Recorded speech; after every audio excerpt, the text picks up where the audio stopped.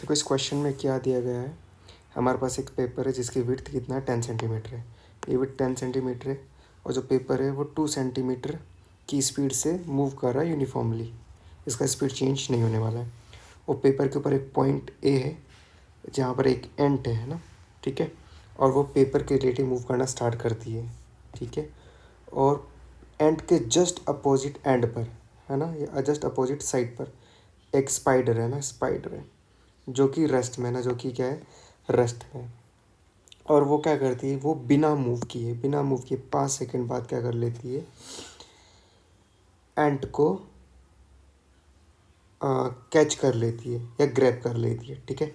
तो हमें इस एंट का स्पीड बताना है रिलेटिव टू पेपर, ठीक है। देखो इस क्वेश्चन को करने के लिए क्या करेंगे हम, इस क्वेश्चन को मैं पेपर के प्लेन में क्या कर रहा हूँ, सॉल्व कर रहा हूँ। तो इन दी फ्रेम ऑफ पेपर है ना, इन दी फ्रेम ऑफ पेपर में सॉल्व कर रहा हूँ। तो पेपर को क्या रखेंगे हम, रेस्ट में रखेंगे ना, रेस्ट में रखेंगे पेपर को, रेस्ट में रखेंगे। या हम बोलते हैं यहाँ पे एक ऑब्जर्वर हमने बिठा दिया है, तो ऑब्जर्वर अपने आप को रेस्ट में पाएगा और ऑब्जर्वर की वेलोसिटी भी 2 सेंटीमीटर रहेगी। तो ये रिवर्स करके जो वेलोसिटी ये चली जाएगी किसके पास, एंट के पास। किसके पास चली जाएगी, एंट के पास। 2 सेंटीमीटर पर सेकेंड क्या हो गया है, लेफ्ट साइड में हो गया। 2 सेंटीमीटर पर सेकेंड क्या हो गया, लेफ्ट साइड में हो गया। अब देखो अगर ये एंट रेस्ट में, सॉरी ये स्पाइडर अगर रेस्ट में है ना, ये स्पाइडर अगर रेस्ट में और ये एंट को ग्रैब कर पा रही है, इसका मतलब इस स्पाइडर को जो एंट है इस वाली डायरेक्शन में आता हुआ दिखाई दे रहा होगा, तभी तो कैच कर पाएगी ना, तभी तो क्या कर पाएगी, कर पाएगी। अदरवाइज कैच नहीं हो पाएगा ना, अदरवाइज कैच नहीं हो पाएगा, ठीक है। और ये कब पॉसिबल होगा, ये तब पॉसिबल होगा जब एंट ने मूव करना स्टार्ट किया हो कुछ इस डायरेक्शन में ना, यू स्पीड के साथ ना, कुछ इस डायरेक्शन में क्या होगा, यू स्पीड के साथ है ना, यू स्पीड के साथ। और इस एंगल को क्या बोल देते हैं हम, थीटा बोल देते हैं। इस एंगल को क्या बोल देते हैं हम, थीटा बोल देते हैं, ठीक है।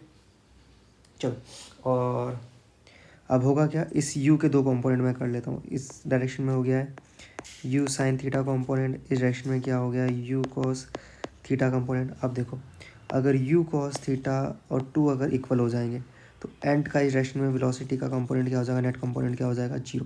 सिर्फ एंट के पास क्या बचेगी, ये वाली वेलोसिटी बचेगी ना, इस डायरेक्शन में वेलोसिटी क्या करेगी, बचेगी, है ना। तभी तो एंट स्पाइडर के पास पहुँच पाएगा। तो हम ऐसा करते हैं ना, तो u cos theta is equal to कितना हो गया, 2 हो गया। तो पहला इक्वेशन ये हो गया।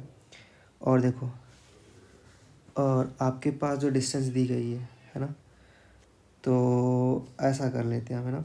डिस्टेंस कितना दिया गया आपको, 10 सेंटीमीटर दिया गया। तो डिस्टेंस होता है 10 इज इक्वल टू, स्पीड हो गया u sine theta into time कितना हो गया 5।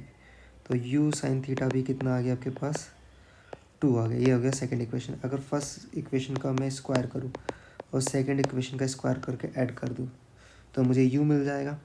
तो देखो u क्या हो जाएगा, तो आपके पास u square cos square theta plus sine square theta, मैंने